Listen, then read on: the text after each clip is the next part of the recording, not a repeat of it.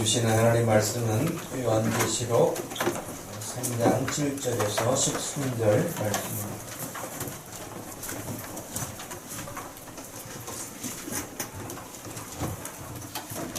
요한계시록 3장 7절에서 13절.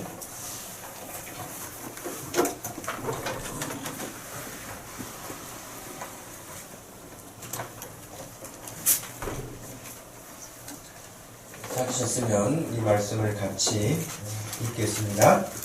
빌라델비아 교회 사자에게 편지하라. 거룩하고 진실하사 다윗의 열쇠를 가지시니 곧 열면 닫을 사람이 없고 닫으면 열 사람이 없는 그가 이르시되, 볼지어다 내가 네 앞에 열린 문을 두었으되 능히 닫을 사람이 없으리라.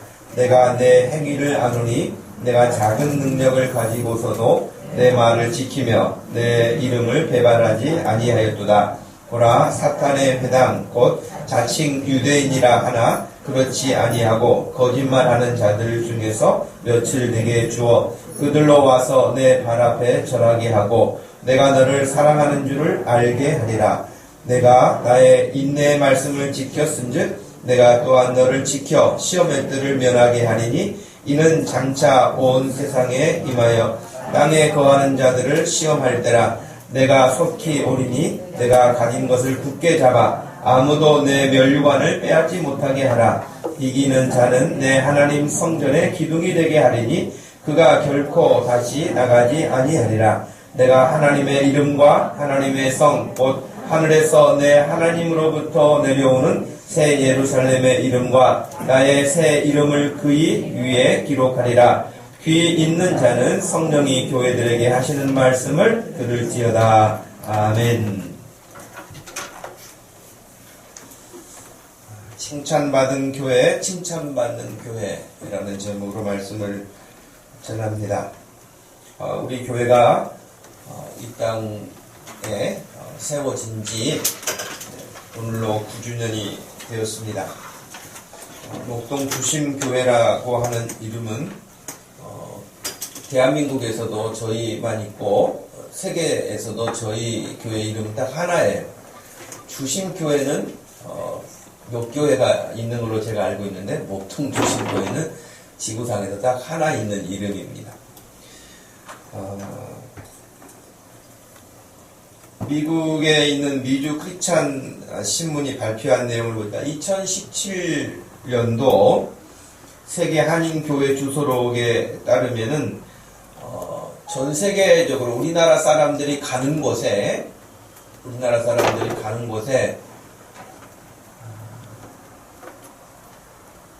교회들이 이렇게 세워지는데 거의 교회가 6,000교회가 되는 걸로 알려집니다. 우리 한국 사람들은 어디를 가든지 교회를 세우는 일을 먼저 합니다. 그래서 그 통계에 따르니까 한 390명 정도당 교회가 하나가 있다. 그렇게 통계가 나와 있어요. 390명. 물론 이제 전 세계에 흩어져 있는 교회, 한인 교회들이기는 하지만 그 중에서 특별히 미국의 거의 70% 이상이 미국에 이렇게 돼 있고, 미국의 대부분의 한인 교회가 있지만 그 중에서도 캘리포니아에 집중돼 있고, 캘리포니아에서도 LA에 또 집중돼 있다고 그래요. 그러니까 거기는 우리 한국 못지않게 교회가 많습니다. 우리나라의 통계에도 옛날 벌써 몇 년 전만 하더라도 5만 교회 그랬는데 지금 6만 교회가 넘죠. 6만 교회가 넘는데, 물론 교회가 세워지기도 하고 교회가 또 어려움을 당하기도 하고 그런 여러 환경의 변수들은 있지만 그럼에도 불구하고 교회가 이 땅에 그대로 유지되고, 특별히 우리 목동 주심교회가 지난 9년간 여러 환경들을 만났지만은 그런 환경 중에서도 꿋꿋하게 하나님이 지켜주시고 또 인도해 주셔서 오늘 여기에 이르게 된 줄로 압니다. 부족한 것도 많고 연약한 것도 여전하게 많지만 그럼에도 불구하고 하나님께서 우리에게 은혜를 주셔서 그 순간순간들을 이기게 하시고 또 우리가 부족하지만 서로 사랑할 수 있도록 하나님이 기회를 주셔서 여기까지 왔습니다. 이게 다 하나님의 선한 손길인 줄 알고 또 앞으로도 우리 하나님께서 그렇게 하실 줄로 믿습니다. 그래서 오늘 요한계시록 3장에 나와 있는 칭찬받은 교회는 빌라델비아 교회죠. 칭찬받은 교회는 빌라델비아 교회 과거형이죠. 그러나 또 현재 칭찬받는 교회가 될 수 있도록 하는 것은 우리의 몫이라고 생각을 합니다. 여러분, 성경의 역사는 교회의 역사라고 해도 다름이 없어요. 어떤 시각에서 보느냐에 따라서 다른데 교회의 역사, 하나님의 사람들이 모인 곳이 교회이지 않습니까? 그렇기 때문에 창세기부터 요한계시록까지의 모든 역사는 사실은 또 교회라고 하는 관점으로 놓고 볼 때 다 교회가 어떻게 해왔는가, 그 시대에 어떤 일들을 해왔고 하나님은 어떤 말씀을 하셨고 교회는 그 하나님의 말씀을 어떻게 받아들였고 거기에 반응을 어떻게 했는가 하는 것이 성경의 역사예요. 또 성경의 수많은 사람들 역시 하나님이 말씀하시는 것에 어떻게 반응했던가 하는 것이죠. 어떤 사람들은 참으로 할 수 없는 환경에서도 순종을 하고 하나님의 뜻을 따라서 승리한 사람이 있는가 하면 너무 좋은 환경과 여건을 가지고 있었는데도 불구하고 하나님의 말씀을 거역하거나 왜곡하거나 불순종하거나 그래서 하나님 앞에 참으로 해서는 안 될 그런 모습을 취한 일들의 역사 역시 똑같이 성경 안에는 기록되어 있습니다. 그러니까 성경에는 지금 요한계시록 3장에 나와 있는 이 말씀처럼 빌라델비아 교회만 그런 것이 아니라 교회 전체 역사에서도 참 하나님으로부터 칭찬받고 인정받는 교회가 있는가 하면 하나님으로부터 책망받은 교회들도 역시 있습니다. 개인도 마찬가지예요. 어떤 사람은 칭찬받는 그런 믿음이 있는가 하면 어떤 사람은 책망받고 심지어는 버림받기도 하고 혹은 하나님의 무서운 심판을 받게 된 그런 교회들도 성경에서는 우리가 쉽게 볼 수 있습니다. 근데 문제는 우리가 살고 있는 시대가 모세 시대나 아브라함 혹은 다윗의 시대가 아니고 혹은 사도 바울의 시대가 아니에요. 벌써 그때는 수천 년 전의 이야기이고 우리는 지금 21세기라고 하는 이 시대에 역시 아브라함이 살았을 때에 여러분 아브라함을 비롯한 그 종족 아브라함의 형제 자매들 또 아브라함이 데리고 있었던 종들 그들 역시 그 시대의 교회라고 할 수 있지 않겠습니까? 이삭이 살고 있던 그때도 역시 교회라고 할 수 있어요. 그때는 하나님께서 그들에게 주신 사명이 있어요. 아브라함 같은 사람은 특별히 하나님의 믿음으로 하나님의 나라를 세워가기 위한 출발점과 같이 씨앗과 같이 아브라함을 부르셨고 아브라함은 그 부름에 응답하고 순종해서 하나님이 하시고자 하는 일을 그 시대에 이루어낸 거예요. 그렇죠? 하나님이 부르셨는데 아브라함이 불순종하거나 거부하거나 그렇지 않았잖아요. 그러니까 아브라함 시대에는 하나님께서 아브라함을 통해서 일하셨고요. 모세 역시 그가 미디안 광야에서 양을 치면서 그렇게 양치기로 살고 있었지만 하나님 그를 다시 부르셔서 이스라엘 백성들을 이끌고 애굽에서 나오도록 하는 그 사명을 주신 거잖아요. 그 시대에. 그러니까 모세도 물론 처음에 못한다고 했지만 결과적으로는 모세도 하나님이 명하신 그 말씀을 따라서 그 사명을 온전하게 수행해 냈어요. 자, 여러분 그렇기 때문에 어느 시대이든지 간에 하나님이 부르시고 명령하시고 어떤 일들을 이루시는데 사람을 부르시고 교회를 이루시는데 그 사람도 그 교회도 그 시대의 사명을 잘 감당해낸 사람이 있는가 하면 그렇지 못한 사람도 있다는 거예요.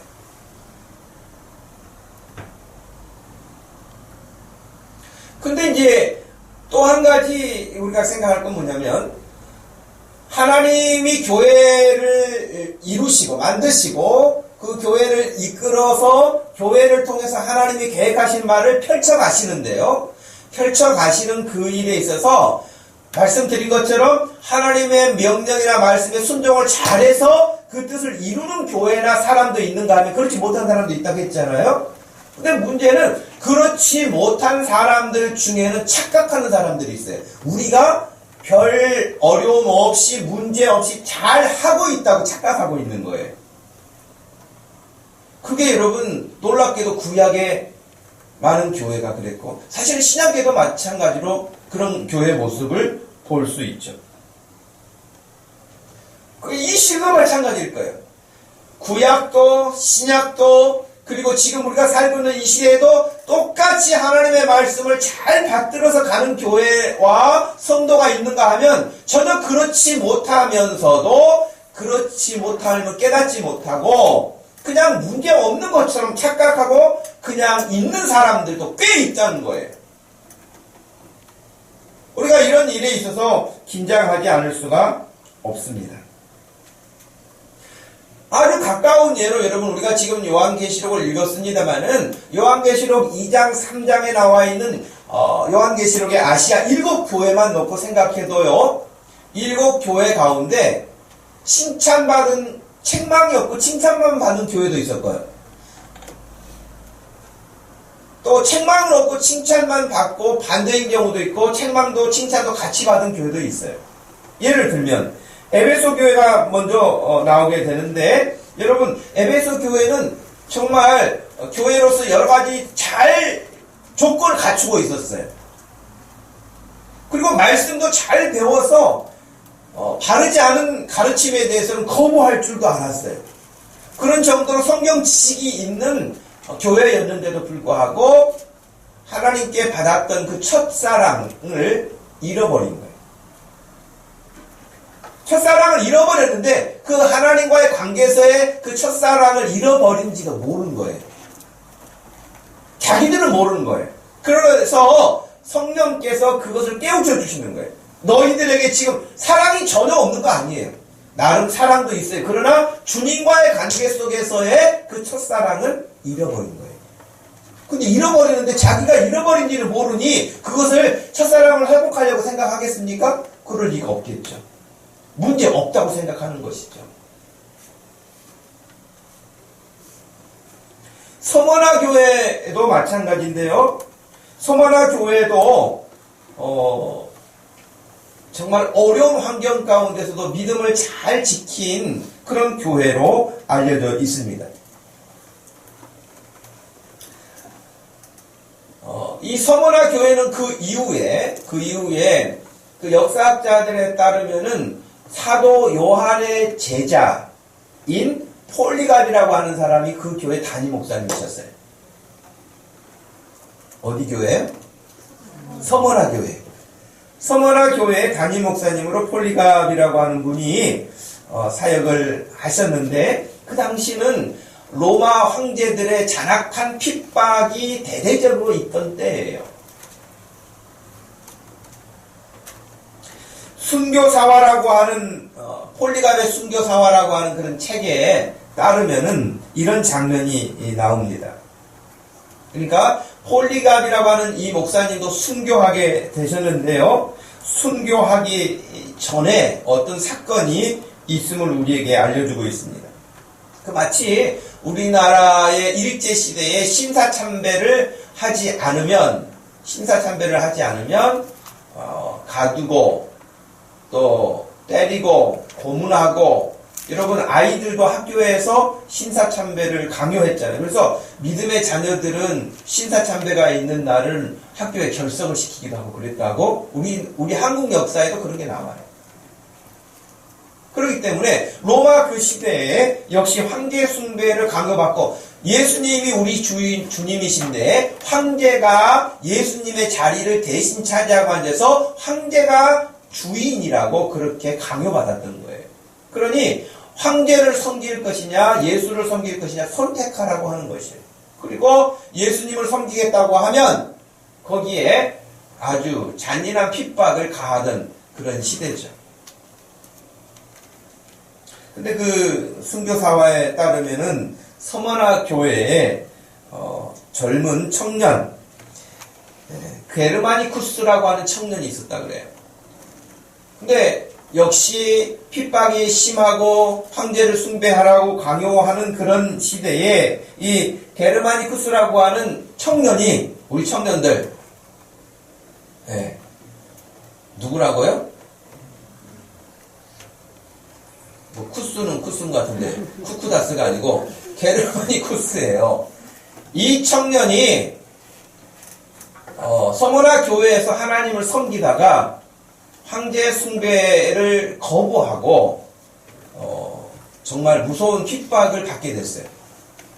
근데 이 게르마니쿠스가 그런 핍박 가운데도 절대 굴하지 않고 자기는 예수 그리스도를 부인할 수 없다. 나에게 주님은 예수님밖에 없다. 라고 그렇게 외치다가 굉장한 핍박 가운데 너 지금 계속 그렇게 너의 신앙 고백을 가지고 고집을 피우면 저 사자의 밥이 되도록 하겠다. 사자의 먹이가 되도록 하겠다. 라고 협박했어요.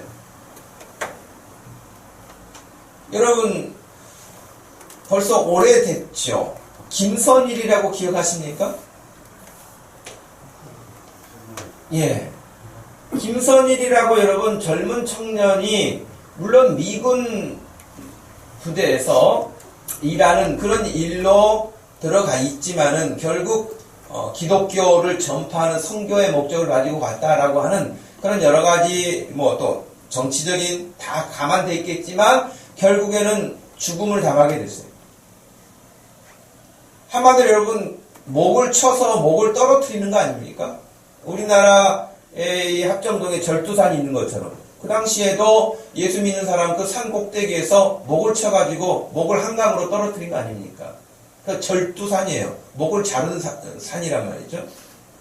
그러니까 그것처럼 김선일도 그런 일을 당했는데 마찬가지로 어느 시대관에 핍박이 있을 때마다 이런 어려운 일들은 오는데 게르마니쿠스라고 하는 이 청년도 그런 유혹을 당해. 너 지금 당장 사자의 밥으로 던지겠다. 여러분 그런 일을 만나면 어떻게 반응하시겠어요? 우리 청년들 어떻게 반응할까요?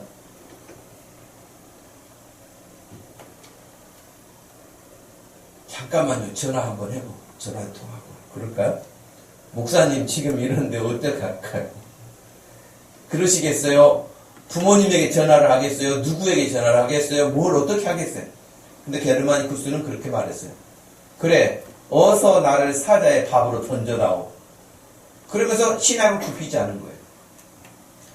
그러니까 신앙을 회유하려고 하다가 그것이 안 먹히니까 사람들이 지금 그 게르마니쿠스가 다니고 있는 서머나 교회의 목사님인 폴리갑을 향해서 화살이 돌아갔어요. 폴리갑을 죽여야 된다. 이렇게 외친 거예요. 그래서 11명이 잡혔어요. 그 당시에. 근데 그것을 고자질한 사람들이 누구냐면 유대인들이었어요. 결국 여러분 폴리갑이라고 하는 목사님도 잡히게 되었습니다. 그리고 폴리갑 목사님은 아예 장작 더미를 잔뜩 싸놓고 화형을 시키는 그런 무서운 형벌을 지금 앞에 두고 있었습니다.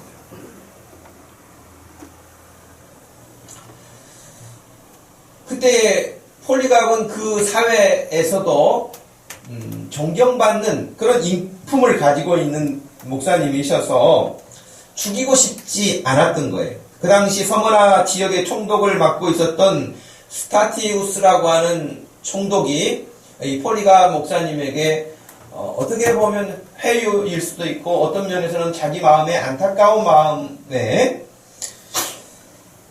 살려주고 싶은 그런 생각이 있었죠.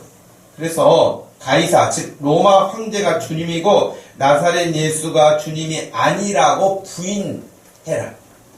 예수님이 주인이 아니고 주님이 아니고 가이사가 나의 주님이시다. 그 말만 하면 저 무서운 화형에서 너를 건져낼 수 있다. 너 죽지 않아도 된다. 라고 이야기를 했어요. 그때 여러분 우리에게 잘 알려진 그 유명한 이야기가 있는데 폴리갑이라고 하는 목사님 그 당시에 86세였어요. 그때 목사님이 그렇게 이야기합니다. 86년 동안 내가 섬겨온 주님, 그분은 언제나 나를 인자하심으로 대하셨고 사랑을 공급해 주셨고 나에게 은혜를 베풀어 주셨는데 86년간이나 내가 어찌 그분을 배신하고 그분께 모독을 안겨줄 수가 있겠습니까? 저는 그럴 수 없습니다. 그 말이 떨어진과 동시에 폴리갑 목사님은 화형을 당하게 되죠. 무서운 일이죠. 자, 여러분, 예를 들면 서머나 교회가 박해와 고난 중에도 믿음을 지킨 교회로 알려져 있는데 그런 환경에서도 믿음을 저버리지 않았다고 하는 거예요. 그런 교회가 있어요. 그런 교회가 있는가 하면 아주 또 그 시대에 잘 적응해서 그냥 어떻게 사는 것이 그냥 최고지라고 생각을 해서 주님 배신하는 거 아무렇지 않게 생각하고 그냥 자기 목숨만 구걸하는, 우리나라에도 그러지 않았습니까? 신사참배 막 반대하고 그럴 때에 강력하게 반대하는 사람들도 있었는가 하면 예를 들면 주기철 목사님 같은 분이 대표적인 거 아니겠어요? 근데 여러분, 얼른 그런 환난과 핍박이 오면 여기서 어떻게 하면 살 수 있을까? 얼른 생각을 바꿔가지고요. 그건 우상 숭배가 아니고 그냥 국가 의례니까 해도 괜찮습니다. 여러분, 그렇게 해가지고 오히려 다른 교회에 가서 목사님이나 장로님들을 권하는 사람이 있었어요. 이거 신사참배 괜찮아요. 이거 여러분, 반대해야 될 사람이 오히려 다른 사람에게 가서 그렇게 하도록 권하는 사람이 얼른 자기 목숨 살려고 그런 사람들이 있었거든요. 어느 시대도 그런 사람들은 있죠.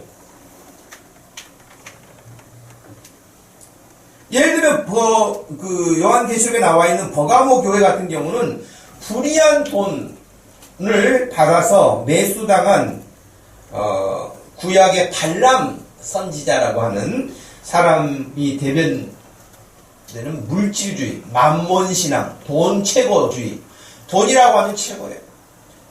그래서 이 버가모 교회 같은 경우에는 돈 최고주의에 빠진 거예요. 뭐라고 말하는데 교회가 돈이 많아야지 이 세상 돈 없으면 뭐해, 그러면서 돈을 추구하는 거예요. 근데 그 돈이 불의한 돈인 거예요.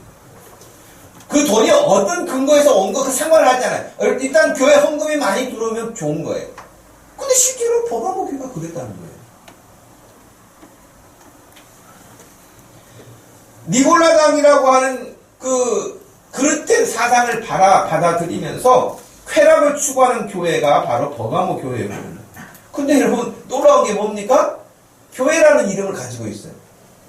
이렇게 하나님이 기뻐하시지 않는 전혀 하나님 말씀과 어긋나 있는 모습을 가지고 있으면서도 그들이 교회라는 이름을 가지고 있단 말이에요. 여러분, 이 앞에 통일교회가 있잖아요. 통일교, 문선명이가 만든 통일교라고 하는 그 교회도 아니고 이단, 사설 이단이 있죠. 일본. 여러분, 큐티에 올려놓은 것처럼 미국의 그 막내 아들이 목사라는 이름을 가지고 교회를 운영하고 있는데, 여러분, 합동결혼식 하면서 전부 다 기관총을 가지고 오라 그래가지고 신랑 신부가 예복을 입고 다 총을 가지고 있는 그런 해괴한. 근데 그런 사람들 600명이나 모여가지고 다 총을 들고 결혼식에 온 거예요. 그럼 여러분, 600명이면 한 중대, 거의 우리 편지로 보면 거의 대대급 다 돼요. 그러니 그 지역 사람들이 얼마나 놀랬겠어요. 다 총을 가지고 600명이 모였어요. 근데 문제가 뭡니까? 교회라는 이름을 쓰고 동일하게 목사라는 이름을 써요. 그 문영진이라고 하는 그 사람은 여러분, 하버드 대학 석사까지 마친 사람이에요. 멍청한 사람이 아니에요. 지식적으로 말하면.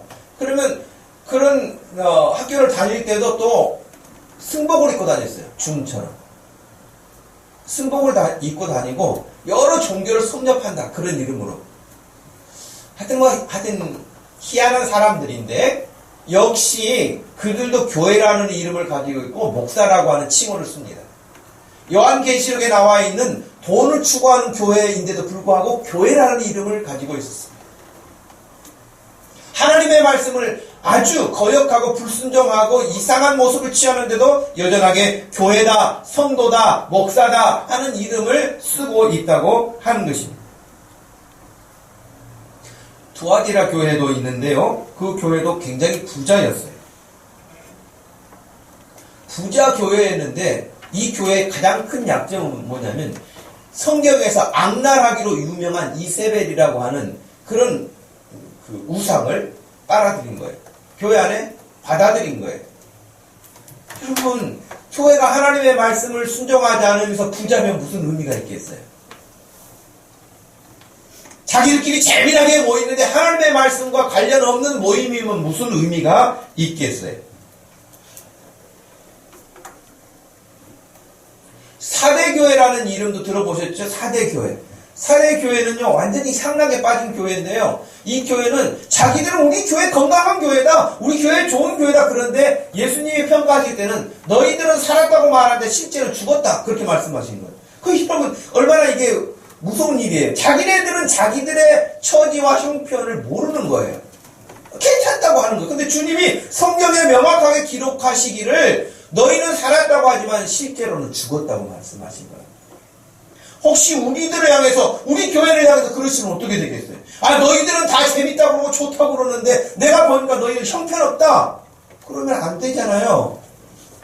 또 우리 교회만이 아니라 우리 개인의 신앙을 놓고 말할 때도 아, 너 모태신앙자고, 아, 너 뭐 주일학교 출신자고, 너 10년 됐고 20년 됐고, 너 교회 다닌 지가 오래됐고 다 그렇다고 하지만, 너는 교회 다닌다고 하지만 실제로 너의 믿음은 꽝이다. 너의 믿음은 1도 없다. 예를 들면 그렇게 평가받으면 어떻게 되겠어요? 우리 자신들에 대해서도 냉정하게 살펴야 되겠죠. 오늘 우리가 읽었던 빌라델비아 교회는 우리가 살필 테니까 그냥 지나간다고 해도, 마지막으로 라오디게아 교회는 아주 착각에 깊이 빠진 교회 가운데 하나죠. 이 교회는 칭찬은 하나도 없고 책망만 받은 교회인데, 그런데도 불구하고 여러분, 그 라오디게아 교회의 놀라운 점이 뭡니까? 칭찬을 하나도 못 받았어요. 주님으로부터. 그런데도 불구하고 자기 자신들은 굉장히 부자고 우리 정도면은 괜찮은 교회라고 착각하고 있었어요.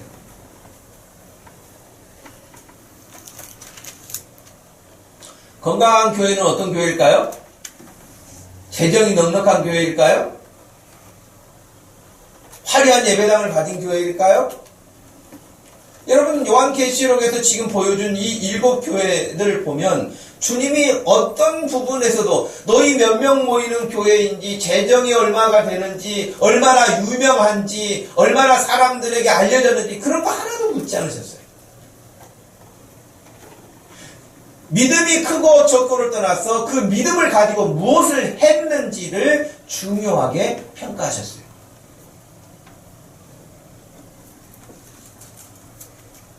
영적으로 아주 가난하고 영적으로 소경이 되어버렸는데도 불구하고 자신들의 처지를 전혀 깨닫지 못했던 그런 교회가 있는가 하면, 오늘 우리가 읽었던 필라델비아 교회처럼 책망받지 않고 칭찬만 받은 교회가 있다는 것이에요. 마땅히 우리도 이런 교회가 되어야 되겠죠. 그렇죠? 여러분의 개인의 신앙도 그래야 되겠고요.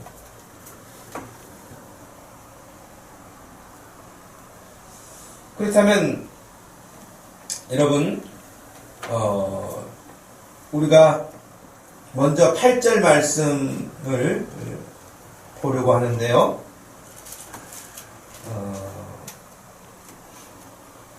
8절 말씀만 한번 다시 읽어보겠습니다. 볼지어다 내가 내 앞에 열린 문을 두었으되 능히 닫을 사람이 없으리라. 내가 내 행위를 아노니 내가 작은 능력을 가지고서도 내 말을 지키며 내 이름을 배반하지 아니하였도다. 아멘. 자, 여기 주님이 지금 말씀하셨어요. 빌라델비아 교회 앞에 내가, 예수님이 네 앞에, 너희 교회 앞에 열린 문을 두었다. 그런데 이 문은 누구도 닫을 수가 없다. 그렇게 말씀하신 거예요. 그럼 여기서 열린 문이 뭘까? 여기서 열린 문이 뭘까? 본문에는 정확하게 이 열린 문이 무엇을 의미하는지 언급하고 있지 않습니다. 그러나 능히 닫을 사람이 없다. 그러니까 이 문을 열고 닫는 것은 주님이 하시는 거예요. 근데 지금 너희 교회에 문을 활짝 열어놨다. 라고 말씀하세요. 7절 말씀에 따르면은 빌라델비아 교회 사제에게 편지하라. 거룩하고 진실하사 다윗의 열쇠를 가지시니 곧 열면 닫을 사람이 없고 닫으면 열 사람이 없는 그가 이르시되 그랬어요. 그러니까 지금 예수님이 문을 열면은 닫을 사람도 없고 닫으면은 열 사람도 없다는 거예요. 이 문은 오직 예수님에게 있는 거예요. 이 능력은. 근데 지금 빌라델비아 교회를 향해서 너희 앞에 문을 활짝 열어놨다는 거예요. 그러니 당연히 예수님이 닫지 않는 한 닫을 사람이 없겠죠.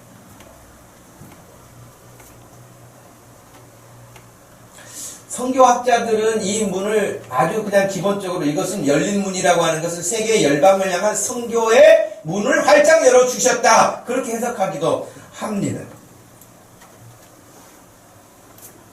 그러나 여기 꼭 성교라고 하는 한 가지만을 생각할 수는 없지만 분명한 것은 교회 앞에 문이 열려 있는 거 아니에요? 그죠? 여기 열린 문은 이것이다. 그래서 제가 어떤 분의 설교를 봤어요. 이 열린 문에 대해서 어떻게 설명을 하고 있는가 찾아봤더니 그분은 이렇게 막 설명을 했더라고요. 뭐 사업의 문이 열리고 자녀들의 뭐 학업의 진로의 문이 열리고 뭐 경제적인 문이 열리고 해서 하여튼 그런 문. 이 땅에서 잘 되는 여러분의 모든 것들 원하는 것들이 그냥 확 다 열린다. 그렇게 해석하는 건데 제가 봤을 때는 그런 것 같지는 않아요. 분명한 건 우리가 먼저 인식해야 될 것은 이 문은 교회를 향하여서 하나님이 열어놓으셨다는 거예요. 교회. 그러면 교회를 향하여서 교회 앞에 열린 문이 있는데 그러면 교회가 무엇인가를 먼저 우리가 생각해야 되지 않겠습니까?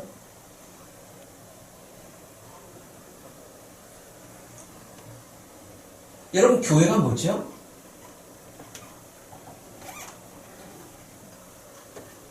교회가 뭐예요? 교회란 무엇인가? 책도 이렇게 두꺼운 책이 있어요. 근데 여러분 어떻게 한마디로 정의하기는 쉽지 않겠죠. 그러나 우리가 지금 배워서 알고 있는 것처럼 교회는 예수 그리스도를 믿는 사람들이 모인 그 모임을 교회라 그렇게 정의하잖아요. 그러면 왜 예수를 믿어요? 예수 믿는 사람들의 모임이 교회인데 왜 예수 믿어요? 죄에서 멸망에서 영원한 저주에서 건짐을 받은 사람들이기 때문에 예수를 믿는 거예요. 우리 예수님이 거기서 우리를 건져주셨기 때문에 예수를 믿는 거예요. 그렇게 해서 모인 사람들이 교회란 말이에요. 정리가 되셨어요? 교회란 예수 믿는 사람들의 모임인데 그 예수 믿는 사람들이 왜 모였는가? 나를 죽음에서 멸망에서 파멸에서 저주에서 건져내시기 위하여서 하나님이 나를 선택하셨고 나를 선택하셔서 내 죄값을 대신 치르시기 위하여 예수님을 보내셨고 그 예수님이 나를 위해서 죄값을 치르시기 위하여 십자가에서 죽으셨고 죽음으로 끝나는 게 아니라 영원한 생명이 있다는 사실을 우리에게 알리시는 부활을 승천하신 그 예수 그리스도처럼 우리도 될 것임을 믿는 사람들. 그러니 당연히 여러분을 구원해 주셨으면 여러분 그 구원받은 사람들이 뭔가 감사하지 않겠습니까? 그러니까 교회는 가장 기본적인 것은 하나님께 감사하는 사람들이 모인 것으로 정의할 수 있어요. 그렇지 않을까요? 아니 나를 그런 데서 건져주셨는데 나를 그런 무서운 저주에서 건져주셨는데 나를 멸망에서 살려주셨는데 어찌 감사하지 않겠습니까? 그러니 교회 공동체의 가장 기본은 감사예요. 너무 감사한 거예요. 내가 무엇이라고 하나님이 불러주셨는가에 대한 감사예요.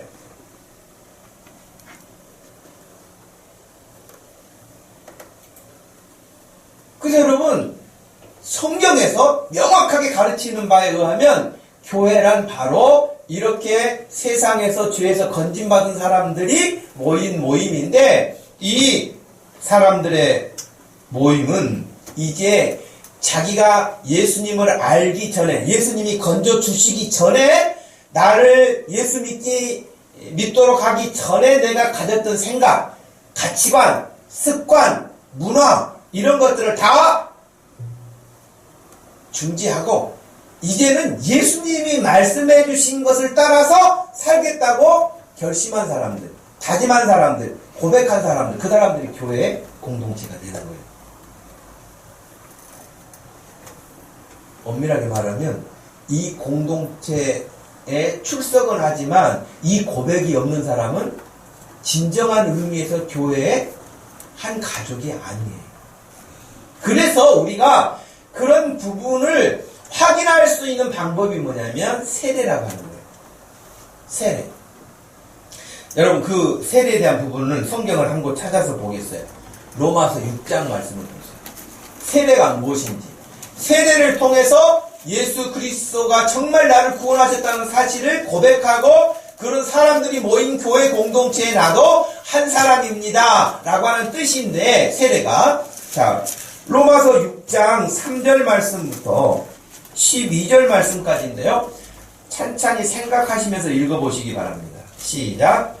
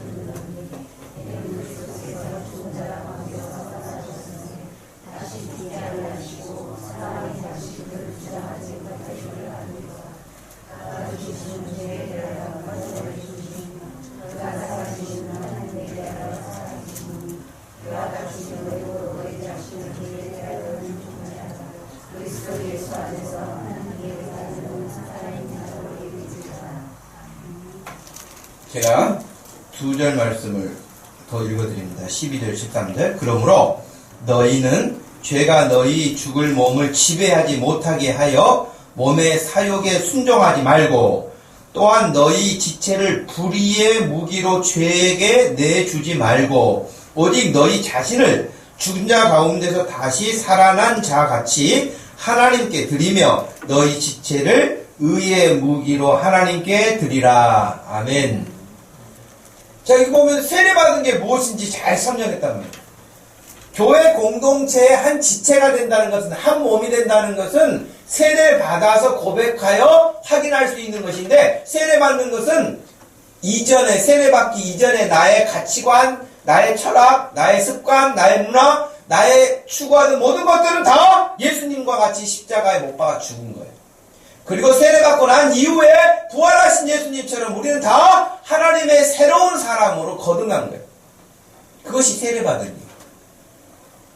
바울은 그래서 자기가 세례받은 고백을 갈라디아서 2장 20절에서 내가 그리스도와 함께 십자가에 못 박혔다, 그렇게 고백했어요.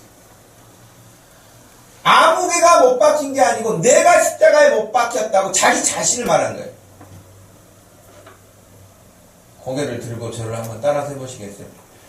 내가 십자가에 못 박혀 죽었나니 이제는 내가 산 것이 아니고 내 안에 그리스도께서 사신 것입니다. 여러분 믿습니까? 이 고백이 너무 명확한 거예요. 그런 사람들이 모여서 예배 드리는데 여러분 그 예배는 어떤 예배일까요? 여러분을 건져주셨다니까. 여러분 실감이 잘 안 나죠? 여러분이 병원 건강검진 갔는데 정밀검사 해야 되겠어요. 그래서 여러분, 뭔가 이상한 게 보여요. 좀 더 진단을 깊이 해야 되겠어요, 진찰을. 그럼 여러분 얼마나 마음이 무겁습니까? 그쵸? 근데 2차 검사 했는데도 상당히 심각합니다. 상황이 심각해요. 심지어는 살 날이 그렇게 길지 않습니다. 이런 이야기를 들었다고 한번 가정을 해봐요. 그러면 완전히 말 그대로 절망 가운데 빠지지 않겠어요, 여러분? 아, 주님 만나니까 좋겠다! 여러분, 그런 사람이 있어요, 여기? 아, 나 내일 모레 주님 만난대. 하나님 나라 간대. 그렇게 맞이하는 사람은 없어요. 죽음이라는 것은 늘 부담감이 있어요.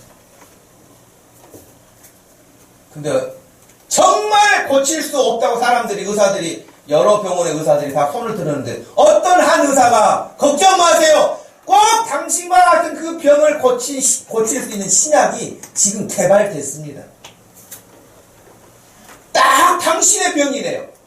정말 당신은 이 약만 먹으면 깨끗하게 치료받을 수 있습니다. 그럼 여러분 그 소식은 얼마나 기쁠까요?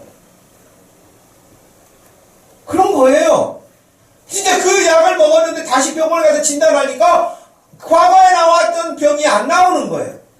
너무 감사하지 않겠어요? 그 사람이 와가지고 첫 주일날 예배를 드린다면 어떤 예배일까요? 자울자울 할까요? 딴짓을 할까요? 그 감격의 예배는 말로 다 할 수 없어요. 우리가 교회에서 예배 드리는 것은 그런 마음이 있는 거예요. 그런 사람들이 모인 거예요. 제가 여러분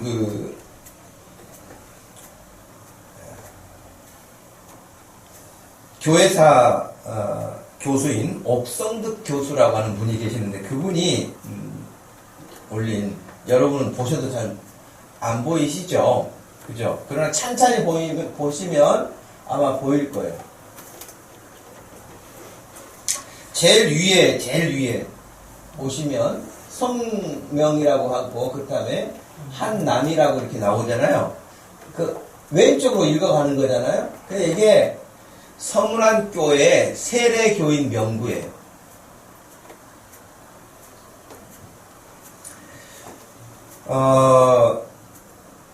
우리나라에서 첫 번째 세례를 받았던 노충경이라고 하는 사람은 1886년 7월 16일 언더우드 선교사님 사랑방에서 세례를 받게 됐는데요. 그때는 세례를 어떻게 받았냐면 목숨 걸고 받았어요. 예수 믿다가 잡히면 죽어요. 그러니까 밖에 보초를 서고 세례를 받았어요. 이게 뭔 말인가 싶을 수도 있을 거예요. 그런데 지금 보여드리는 이 사진에는 그 옥성득 교수가 교회 자료들을 많이 이렇게 모으면서 한 건데 1907년 세문안교회 당회록에 나오는 세례 문답자에 대한 기록이 자세하게 써 있는데 6명이에요. 첫 번째 한남이라고 제일 여러분 위에 있잖아요.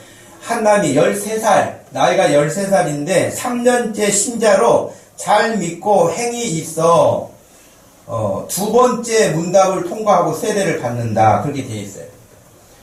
첫 번째로 그냥 문답에서 세례 베푼 게 아니라 두 번째 세례 문답을 했고요. 그 밑에 김상옥 24살 초신자로 집안이 믿지만 아직 죄를 알지 못해 대기하다가 고대인이 된다. 아직 세례를 베풀지 못한다는 거예요. 믿는 집안에서 태어나겠는데 죄가 뭔지를 아직 모른다는 거 문답해보니 그러니 세례를 베풀지 않은 거예요. 또 김광현 52세 믿은 지 4개월밖에 되지 않으나 변호사이고 연장자라 세례 문답을 받았는데 아는 것이 부족하나 행위가 있어 라는 판정을 받아 학습반에 들어가 세례를 바로 받지는 않고 학습반에 넣어서 더 예수 믿는 것이 무엇인지를 공부하도록 했어요. 기름장수 최인보 42살 3년 만에 첫 문답을 했는데 역시 아는 것이 부족하나 행위는 아직 믿고자 하는 어떤 것은 있어서 학습반에 들어가게 했다. 그래서 6명 중 제일 어린 한남이만 세례를 받고 나머지는 문답을 통과하지 못했다. 그렇게 돼 있어요. 세례를 그렇게 받은 거예요.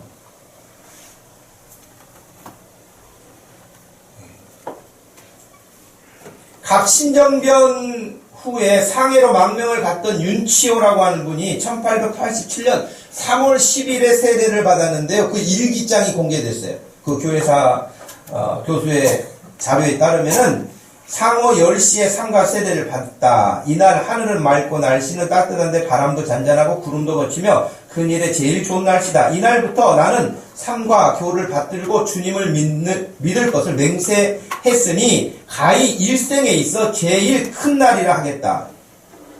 감리교회에 가입한 것이다. 그 전에 그는 2주 동안 세례를 준비하면서 루터의 전기를 읽었다. 이렇게 되어 있어요. 세례 그냥 아무나 받은 것, 아무 생각 없이 받은 것이 아니고 세례 받기 전에 준비하고 세례 받을 수 있는지 여부를 확인하고 조사해서 세례를 베풀었던 거예요. 그래서 교회 공동체가 그 당시에 영향력 있게 예수 믿는 사람답게 그렇게 세상 앞에 드러났던 것이죠. 근데 지금은 너무 예수 믿는 것도 세례 받는 것도 너무 가벼워져서 예수 믿는 사람인지 안 믿는 사람인지 세례 받은 사람인지 안 받은 사람인지 분간할 수 없을 만큼 흐지부지 희미하게 이렇게 사는 경향들이 참 안타까울 뿐이죠.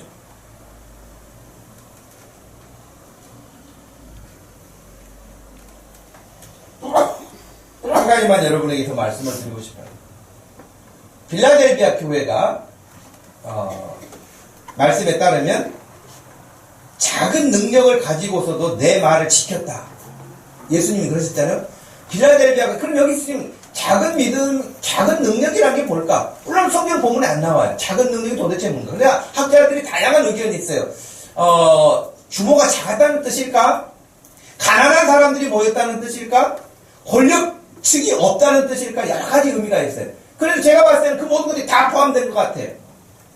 작은 능력을 가졌다고 하는 것은 세상적으로도 권력을 가지고 있는 사람도 없고 부자도 없고 지금 앞에 6교회처럼 우리는 부자라 했던 라오디게아 교회처럼 그런 부자도 아닌 것 같고요.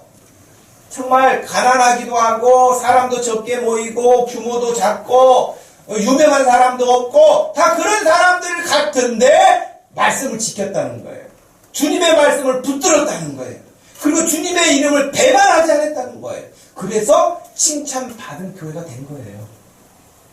이 사람들이 대단하게 뭔가를 업적을 많이 이루어놨기 때문에 칭찬받은 게 아니고 작은 것이지만 작은 능력을 가졌지만 주의 말씀을 배반치 않고 지켰다는 거예요. 저는 우리 목동 주심교회 여기 있는 여러분들이 충분히 이 빌라델비아 교회처럼 작은 능력을 가졌다 할지라도 하나님의 말씀을 지킬 수 있는 능력이 있다고 확신합니다.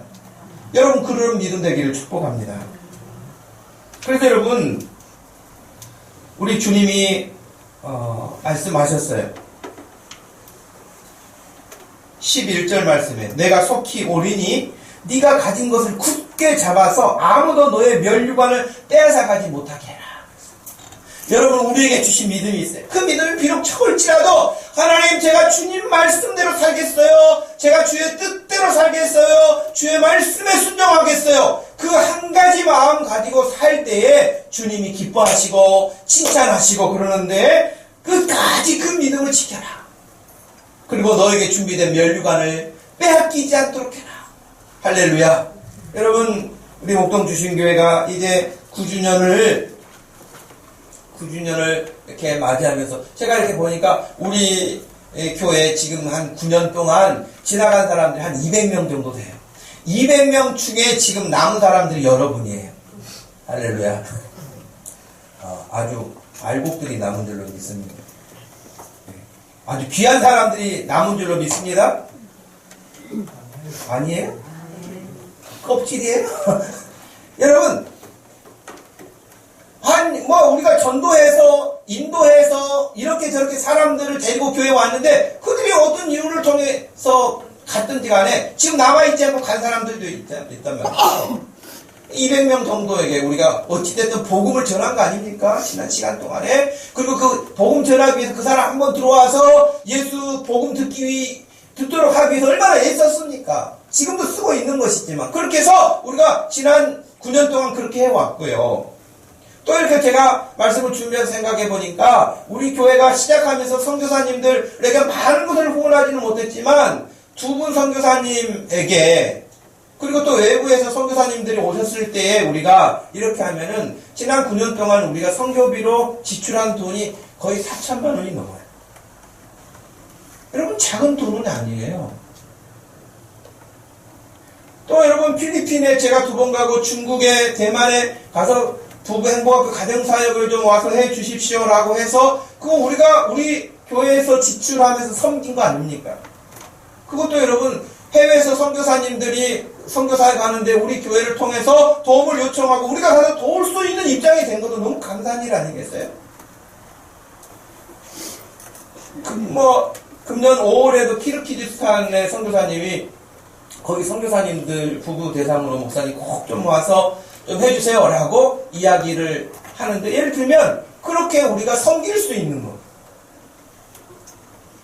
국내에서도 많은 목사님들에게 우리가 그렇게 베풀 수 있는 것. 작은 교회 지역 목사님들의 밥 한 끼라도 우리가 섬길 수 있는 것. 이건 다 우리가 작은 능력을 가졌지만 우리 주님이 보시기에 기뻐하시는 일을 저는 한다고 확신합니다.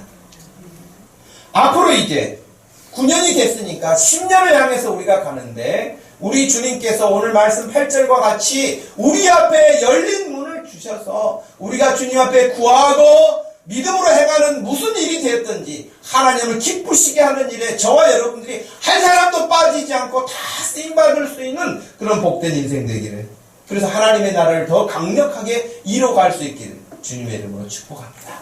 기도하겠습니다. 하나님 아버지 고맙고 감사합니다. 지난 9년간 저희들을 지켜주셨고 우리에게 필요한 것들을 공급해 주셨고 우리가 굶주리지 않고 다른 곳에 가서 손 벌리지 아니하고 하나님이 주신 은혜로 여기까지 올 수 있도록 하신 것은 우리가 다른 것 바라보지 아니하고 철저하게 주님만 바라보도록 하기 위함인 줄로 믿습니다. 하나님 아버지 지금까지도 지켜주신 하나님, 앞으로 펼쳐질 모든 일들 가운데 오늘 말씀과 같이 열린 문을 주셔서 주의 선한 뜻을 더 힘있게 펼쳐갈 수 있는 교회 되고 우리 모든 성도들 될 수 있도록 축복하여 주옵소서. 감사하신 예수님의 이름으로 기도하옵나이다. 아멘. 다 같이 자리에서 일어나셔서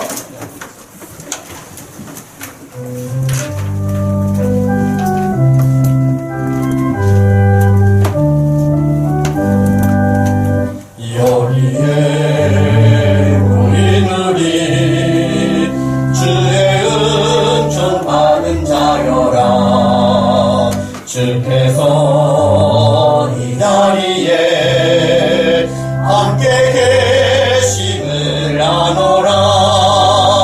언제나 주님만을 찬양하며 따라가리니 시험을 당할 때도 함께 계심을 믿노라. 이 믿음도 끝세로 주가 지켜주신다. 어두운 밤에도 주의 밝은 빛 인도하여 주신다. 3절 합니다. 여기에 모이느니 사랑 받는 주의 자녀라. 주께서 뜻하신 바 우리 통해 펼치신다. 고통과 슬픔 중에 더욱 주님 의지하오니 어려움 이겨내고 주님 더욱 찬양하라. 이 믿음도 끝세로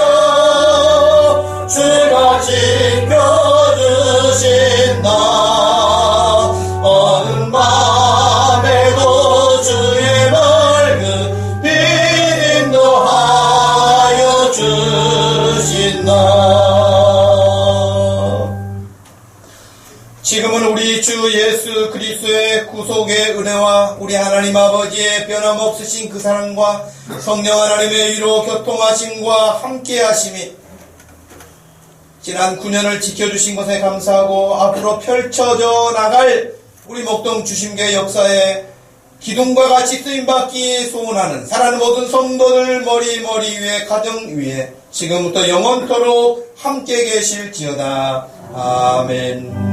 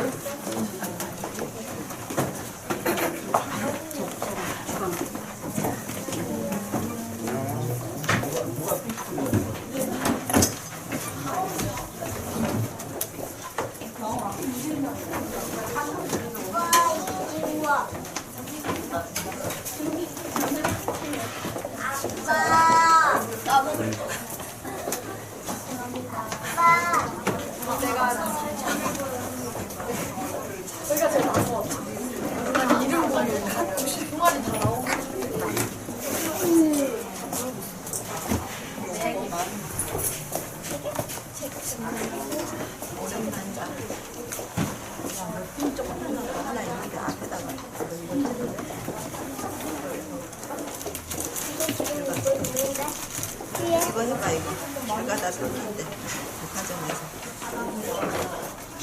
말도 안 듣는 애를 왜 그런 거 사? 너 이거 핀이랑 잘 어울린다 뒤에 거랑 백화점 지나가다 구매하라. 너 거울 봐봐 진짜 너무 귀엽다. 우지가 말도 안 듣는 애를 왜 너랑 공주? 공주가여가지고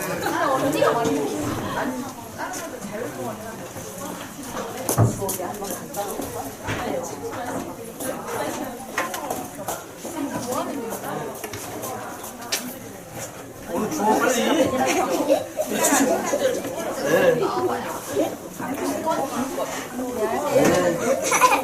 야.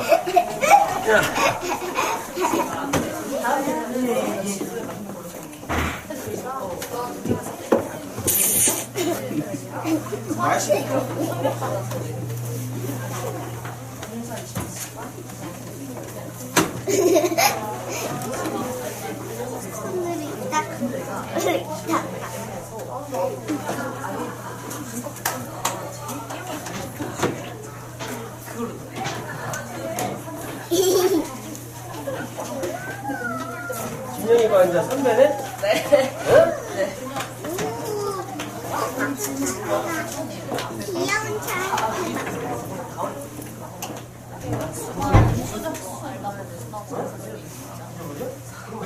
완전 머리가 저기 해야 되지 않나?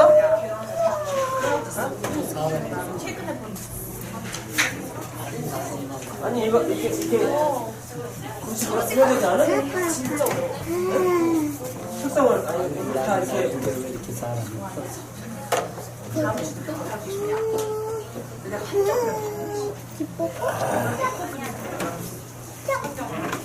머리카락.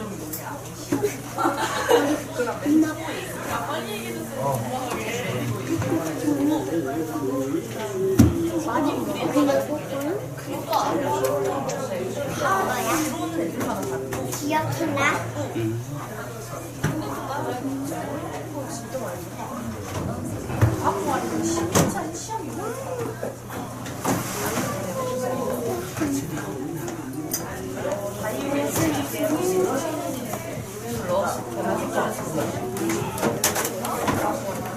다 갖고 와야지.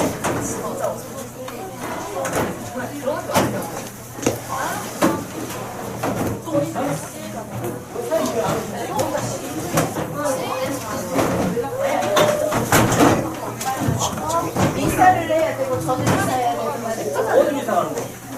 거기에서 저를 좀 이사 머리가 이렇게 4월 그래 회사는 3월 말이라 이사해야 되고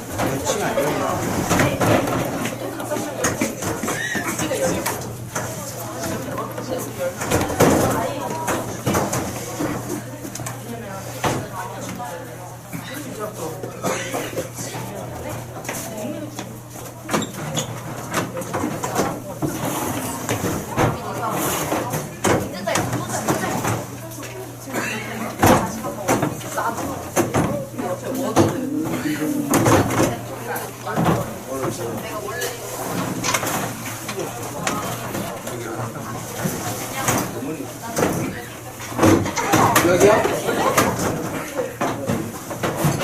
고양이.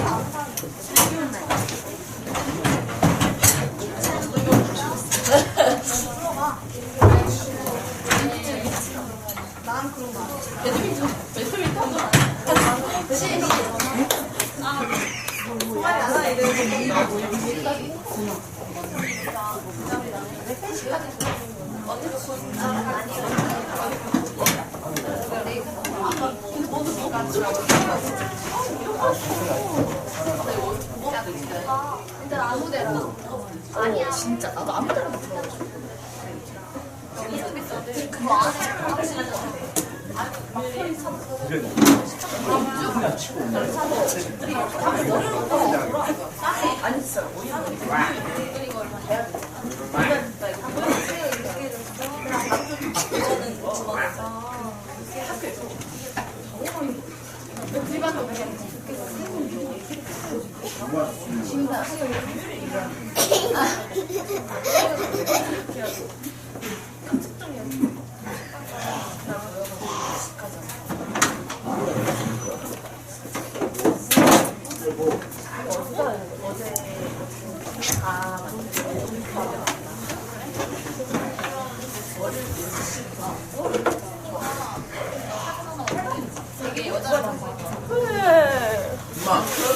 엄마. 아니 남자 어디서 남자 엄마. 몇 개나 할수 있어? 근데 좀 너 얼마 많이 가? 아빠. 응? 아니요. 일단 짧아 크게 넣어 나 이틀 사람 저기다가 노르는 거야? 아 그래 완전 같은데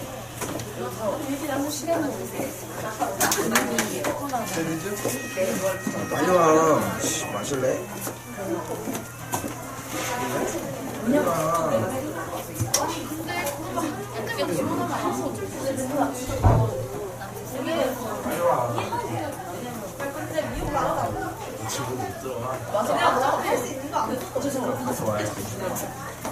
조금이라도 집에 일찍 나올 수 있는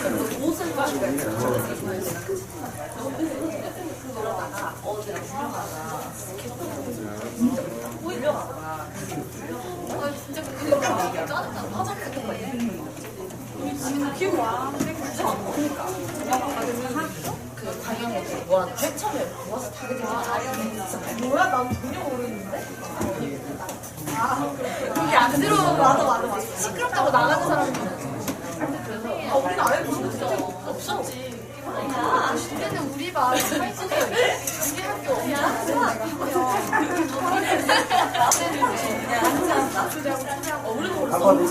식사하세요. 아빠 있다 아빠. 움직이는